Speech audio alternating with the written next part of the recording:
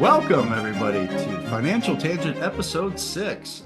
We got myself, Rich, Chloe, and Ben with us. How's everybody doing? Good. Great. Excellent. I am tired.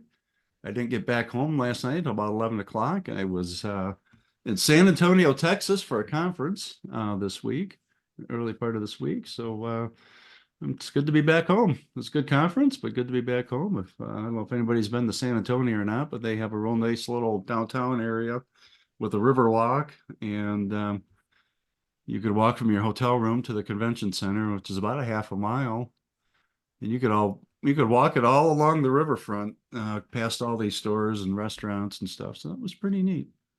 So, how about you guys? How's your week been? Good. Pretty solid. Busy. Nothing crazy. Yeah. Yeah, excellent. Good to hear. Nothing That's too a good much. one. Nice. So last week we discussed our favorite financial books, one of which was Jordan Belfort's book. We wanted to continue the discussion of investing and what novice investors can do literally today to get started. And it's just a takeoff of Jordan Belfort's book of he's a big recommender. He recommends the S&P 500 index fund, and we're just going to talk about that. Oh, by the way, too, guys, do you guys notice my voice? Does it sound better? It does. I got a new microphone, so I splurged. Very I bought a nice microphone, so this will be good moving along. And then a good investment. Yeah, absolutely. So I won't pain you guys with that, but the software that you download with the microphone, you can do all sorts of goofy voices and stuff, but maybe some other time. All righty, moving along. So I think today we're going to jump into why investing is important and kind of just the ins and outs and getting started with it. Absolutely. And getting your money to work for you. Chloe, tell us why Einstein called compound growth as the eighth wonder of the world. Well, the way I see it is because of compound growth, you can make money while you sleep. And I think that's really important because that's something that you'll need for retirement. You can't just put your savings in a bank account. You have to, at least in this day and age, invest it and have it make money for you while you sleep practically. Absolutely. And there's really three pillars, right? Of investing: compound growth, being the eighth wonder of the world; exponential growth, the power of consistency; and time is your ally. Correct? Yeah. Mm-hmm. Excellent. And that delves into why it's important for saving for retirement. It would be almost impossible to retire by just putting your savings in a bank account.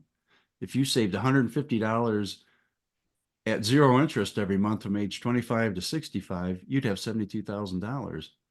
But if you use the magic of compounding growth, if you took that same $150, made 8% annual interest on that from 25 to 65, you'd have $500,000.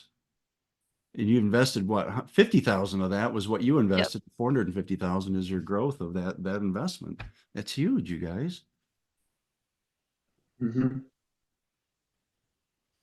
Yeah, 8% too that's pretty conservative number as well. So yeah, absolutely. Historically, the S&P 500 has returned an average return of 10.7% interest annually, since its inception in 1957. Oh, annually. I didn't actually realize that. I thought that was like throughout its entire history, it's averaged 10.7. Yeah, absolutely. That's annually. Pretty good, actually. Yeah, wow. That's really good. So, honestly. Yeah, definitely. And that includes all the ups and downs of the S&P 500 over the years. It all aggregates out to about 10.7%. Mm-hmm. So yeah, I think 1957. 2008, I thought I saw something, don't quote me on this statistics or math of this, but I thought I saw something of like it dipped like negative 30% in 2008 and then like a negative 16% or something in 2020. Sure. Some of But the lows have been low, but the highs are high. yeah, Absolutely. And that's why it's just important to keep your money in the market and just ride out the ups and downs. And over time, it nets out to a very nice growth over time. So you guys, I did some quick math. I went to www.calculator.net and I plugged in some numbers. There's tons of them out there. I started with that one. I went to the investment tab and I plugged into the calculator. I started with $1,000 initial investment. I entered in where we invest an additional, I know this is kind of hefty, but you invested additional $1,000 at the beginning of each month with an average annual return of our 10.7%. So for 30 years, you will have $2,404,776.05. And the magic, what you want to realize here, folks, is that realize that you've only your initial investment, well, not your initial, but your investment over time, what you've put in is $360,000. And it grew to $2,404,776, earning you interest or growth on that of $2,043,776. So that's the magic of compounding interest. yeah, that's amazing. Yeah, that is. The earlier, think of it almost like you're at the top of a hill with a snowball, and you start with a little snowball, you push it down the hill, that ball gets bigger and bigger and bigger and Yeah, grows and grows. So the earlier in life you start that, the bigger the snowball is at the end of the hill. So invest yeah, early, that's stay a diversified. good analogy. Because when you think about it too, like investing is really kind of slow to start as well. And same when you push a snowball down a hill, it's slow to start, and then towards the end, it just really starts picking up. Absolutely. So how could someone even get started with investing? Well, there are Well, free brokerage. Oh, go ahead, Ben. Sorry. Oh, okay. I mean, we'll tag team it. So, Yeah. the first one, you can open a brokerage account, and these could be either with a financial advisor with credentials, or you could do on your own. You see a lot of TV ads and ads I on recommend social doing it media on your own, by the way, but for doing it on your own. Chloe can kind of touch base on maybe the self investment platforms that you can manage on your own. Oh, sure. So you could do Charles Schwab. You can open up a brokerage account there, Fidelity or Vanguard. I'm sure there are others, but those are just kind of like the most popular ones, the ones I've heard the most about. Maybe Robinhood. I feel like I've heard that one too. Yeah, that's another one. Yeah, Yep. just open up like a basic brokerage account, and that way you can buy and sell your own stocks. Yep. And you can traditionally work with an advisor if you'd like. There are many different ways in which you can find an advisor. You can, kind of talk to your friends, see if they have one, see who it is, see if they like working with them.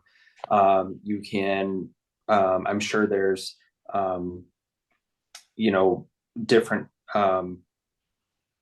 like offices and kind of, a listing of who is on their team, and all of that included on either the firm's website itself, or potentially even the website of the financial institution under which they're investing. So you could have Bank of America, Merrill Lynch, you could have Fidelity has their own offices.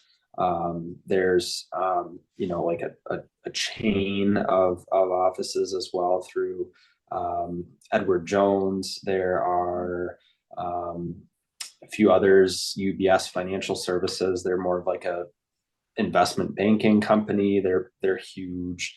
You have RW Baird, who is a smaller company based out of the Midwest. They're based out of Wisconsin, and they do a fantastic job. So there's a ton out there as well. But I think it really boils down to more of if you're working with an advisor, really, I think it boils down to who you're working with, and if you have similarities between them that you can relate and connect on. Because having that good relationship with your financial advisor is huge, because then it earns you the ability to call them and text them if you want to make a change very quickly. And they can better understand your life and what's going on. Now, I probably sound like every single commercial on TV for a financial advisor, but I'm not a big that's fan of a if you're financial advisor. somebody to work with. I like keeping it No, simple. Just go to Fidelity, go to Vanguard, go to Charles Schwab, open up account. These advisors are going to charge you a fee. They want a certain percentage of they your will. portfolio and everything. I'm not a fan of them at all. I go with open up an account, go to www.fidelity.com, open up an account, and then we'll talk about invest in a good S&P 500 mutual fund, which we'll talk about here coming up. But I just don't see the, Jordan Belfort, he really talked about that in his book, of just skipping all those. And because, he made the argument that you're not going to beat the S&P 500 over the long term. So having an advisor pick funds and stocks for you are, And that to me is like, it's just so wild because I don't know, I just have never like thought about it that way, that the S&P 500 consistently beats other stocks. To me, I don't know, that we talked about that last week, but I still am thinking yeah, about it. That's kind of crazy. we'll I've have just to never heard explore that. that coming Yeah. up. Yeah. Absolutely. So how do you get started? We talked about going to Schwab, Fidelity, Vanguard, opening up an account, and then we recommend you start by investing in an index fund. What is an index fund? It's a fund that measures a certain part of the market. Yeah, so maybe Dad, you can explain that a little bit more too, like dive a little deeper as well. Sure, absolutely. Well, here's a silly example, right? Let's say we're just deep diving into a silly example here, but let's say you think the pet market has a potential to create a decent returns.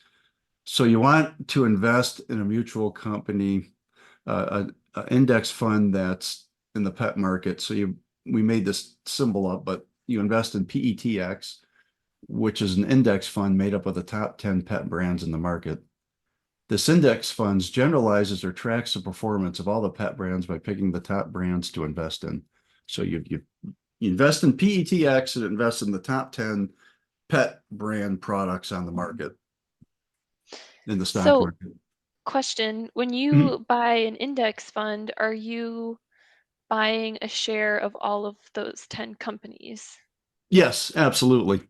So every Okay. dollar you invest in PETX, hypothetically, you're buying, you're purchasing into each of those 10 stocks, those pet stocks, and you don't have to individually buy each of those 10 pet stocks. So you get the diversification through that one mutual fund. Hmm. So let's swing that back around to the S&P 500.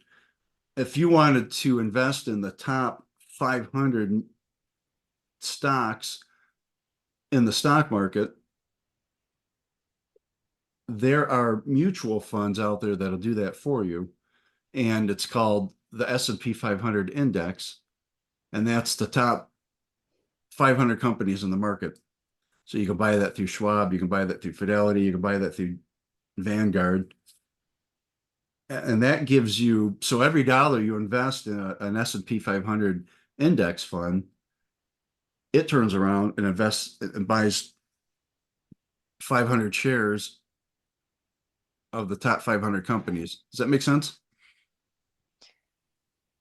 does. Excellent. So You see- Chloe, it's buying a list of X amount of spaces, and that list is changing over time. Gotcha. Is kind of what it's doing. And so so it will basically change automatically. And that's where it beats. That's where the argument is that it beats Oh, purchasing okay. a handful or a basket of stocks on your own, is that it automatically adjusts. And these So, like- companies, they've already been vetted, because if they weren't successful companies, they wouldn't be on the 500 index, because they wouldn't have risen to the top 500. They, you know what I mean? They, Right. they've, Right, So right. then you're saying like there's someone who controls the actual portfolio of the stock, and they're saying, oh, hey, this company fell. Let's swap it out with this one that's doing better. And they automatically Absolutely. just do that for you. Okay. right. Correct. Absolutely. Yeah. So Excellent. So how does that, so what's the advantage that, now that we decided we're going to invest on the S&P 500, what are the pros of investing in S&P 500 fund?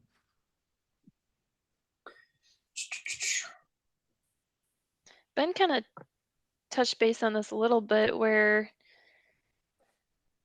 we were talking about like swapping the companies in and out. And since it's measuring the top 500, it's already got a diverse portfolio, and or like you don't have to worry about making up your own portfolio, as Ben said, because someone's already doing it for you, which is kind You of get that diversification, right? Those 500 stocks. Mhm. And you've got a historical pattern of what did I say, above 10.76? So you've got that historical Yeah.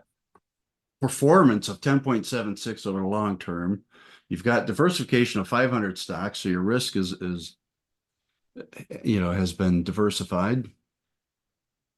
And you guys touched on this, right? You don't have to manage a portfolio. The portfolio managers do that.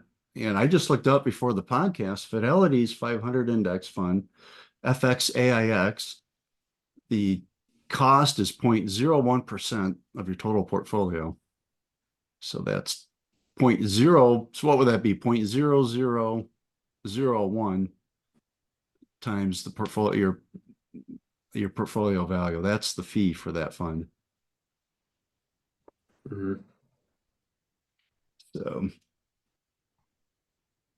and what I like about the S&P 500 index fund, it includes household names, such as Microsoft, Amazon, Alphabet, which is Google, Tesla, and Meta, Facebook. Any other thoughts on that? For sure.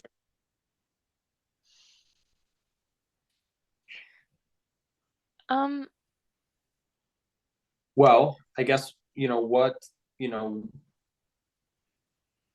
are kind of some of the within the S&P 500 or within, I mean, you could even do maybe like a NASDAQ index, whatever index you pick. What advice would you have, Rich, for those listening as they look at not maybe stocks, but funds to purchase? Do you like sticking with big names like Bank of America, Fidelity, Goldman, or do you like the pure numbers? Do you like the age of the fund manager? What sticks out to you when you're looking at a fund? Well, when you invest in the S&P 500, regardless of whether you go through Schwab, whether you go through Vanguard, whether you go through Fidelity, if you purchase in a S&P 500 fund, you're purchasing, they have to follow the index, the S&P 500 index, and purchase an equal proportion of those stocks for you based upon the edicts of the index, if that makes sense. So right Yep. now, No, I'd have to look at it, but the S&P 500 index, the market capitalization, let's look that up real quick. So if Okay. you invest in the S&P 500 index, you're investing in 500 stocks, and the fund manager of an S&P 500 index fund has to follow the index of that index. So there's really, they don't, that's why the fees are so low. They really don't have much discretion into purchasing. The purchasing is controlled by the index of the 500 index, if that makes sense. So, because you had mentioned there are multiple S&P 500 indexes, But they're all doing the What- same thing. well, then what's the point of having multiple of them? Well, they If all they're want to all- compete with each other. They all want your 0.001%. But if my stock, like, let's say I'm the portfolio manager and it's exactly the same as, let's say, Mhm. Ben's, what's even the point of that? So I guess, Chloe, I'll jump in. So you'll have like different S&P 500 funds, and think Mhm. about them as almost like companies in a way Mm-hmm. that manage your money. And that's kind of how like I thought about it at the beginning. And so then it's like I could buy the one from Fidelity, or I could buy the one from Bank of America, or I could buy the one from Goldman Sachs or whoever, Mm-hmm. right? So although they're all following the same stocks up here, they're all being managed by different people and different organizations, different investment philosophies, things like that. Okay. So then you know that's part of it. Gotcha. Different expense ratios as well. Oh, okay. No, that makes sense. But a lot of times, it just kind of, the reason why there's a Fidelity, there's a Bank of America, there's a Goldman, is because a lot of times those funds are offered in retirement accounts at companies, and that's something that we could talk about in our next episode, is our 401ks, Roths, and traditional IRAs. Those are retirement accounts. We'll talk about those later, but That's a good thing. That's a good segue to the next step. All righty. Okay. So as we wrap up, it's turning into a financial tangent theme here as we wrap up the episode. I think we've been on track.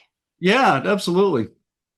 But we wanted to give our financial advice here, right? On another Reddit post that you saw, Chloe? Sure. So we could dive into what would you do financial tangent edition, similar to the show where they take actors out in public and they act about maybe hard topics, and then they videotape the public and see what they do. So this, We have to video. Is that what you're saying? yeah, they're all recorded. So this is by entire-kitchen 4834 on Reddit, and this post is labeled index funds. I've only lost money. So it's been a turbulent past few years as I, 24, graduated in 2021 and started investing around that time as well. I received an inheritance in the mid six-figure range, and following advice I read on this sub, invested all of it into total market index funds. On top of that, Probably S&P 500. Sorry to interrupt. maybe. On top of that, I've been investing 15% of every paycheck into these index funds, so I'm pretty much all in with my savings. With the amounts I had in my account, I projected conservative 5% returns that I'd be able to fire, those who don't know it, financial independence, retire early by the time I turn 40, or at least have the option of doing so. Checking my account today, and the posted balance is still quite less than the principal amount I've deposited, meaning I haven't made a single dollar yet. I've only lost money investing in index funds. I'm now understanding that I probably bought when the market was at its all-time high, but it's still disheartening to know that I put my cash under a mattress that would have yielded better results over the last 2 years. Is Basically, to thread, but I recap, wanted to ask it because is that this person received person 24. They received an inheritance. It sounds like about $500,000. They put it into what we just talked about. Sounds like an S&P 500 index fund. The market went down, correct? And so now the person's nervous that they've lost some money so Yes. far.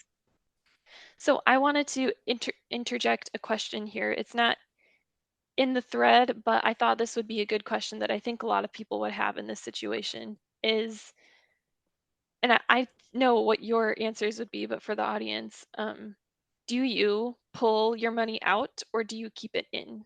All right, my advice, and I kind of I before the podcast, I read this, Chloe, and I read the first comment underneath that whole the first person to respond that got upvoted the highest, right? And this sums it up perfectly. Okay, CD Rex 22 replied, patience, you're just starting. Retired, you will give zero damns about how successful your first year of investing was. You don't need the money to grow now. You need it to grow in the long term. And that sums it up perfectly. Just don't even look I at also it. Ride it out. Mhm. I also think too that it is diversified, being the S&P 500. You could look at other indexes if you so desire. If you want to look at something like the NASDAQ that moves differently, or something perhaps closer to the Dow Jones, something that indexes the Dow Jones. Yeah, time and diversifying are kind of the two big things that you'll hear about. So you're not going to become a millionaire overnight. You really won't, unless you buy an IPO and it does really well. But that's the risk, and it might not always produce the return either. So there's that balance, that risk tolerance, so then risk could probably be the third thing that you talk about. But if he wants guaranteed returns, and we could talk about this in another episode, is you could talk about bonds, and you could purchase a series of bonds and stagger them so that, and when I say that, I mean you time a bond is a timed investment. So you buy it for, basically it's a note that you purchase with X amount of money. It tells you that it will pay you 3% or 4% or 5% lower than you would see in the market traditionally. Recently, in the last couple of years, with what's going on in the macroeconomic environment, bonds have been paying higher, and that's because they're trying to pull money out of circulation. There's too much money in circulation. Go back to kind of high school economics class there. But I learned that in high school. You guys did great. Hey, my tax money went to something. Yeah. So, there's also bonds that you can do too. And what I would do if I were looking at this guy or girl, whoever, if they were sitting there complaining about that to me, whether or not I was their friend or financial advisor, I would tell them three things. I would say, you bought one thing, so your money is going to do only what one thing is doing, and that's what that index is doing.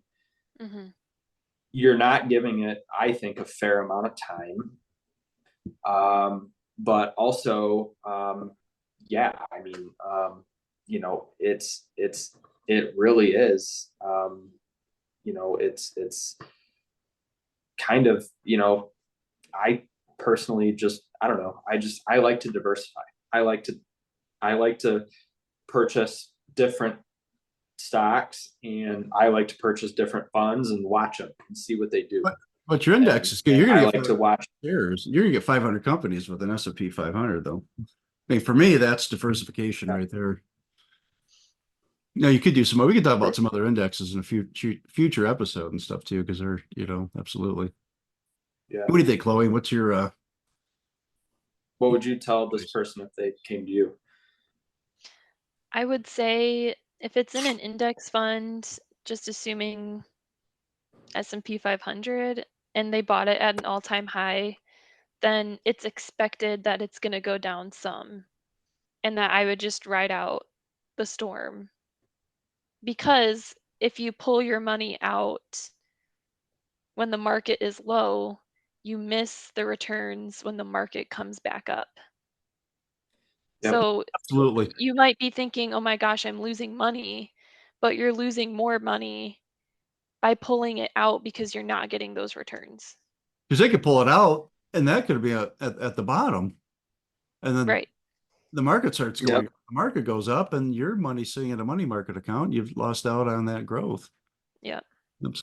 I've never actually thought, like, when I look at stocks, for example, I look at like 10 years and that's my like, Mhm. okay, is it going up Yeah. versus going Yeah. down? And that's where I Yeah. base my decision off of. I don't actually think of like how volatile it is. So that's a good point. Yeah. Make a purchase and don't look. Well, yeah. Yeah.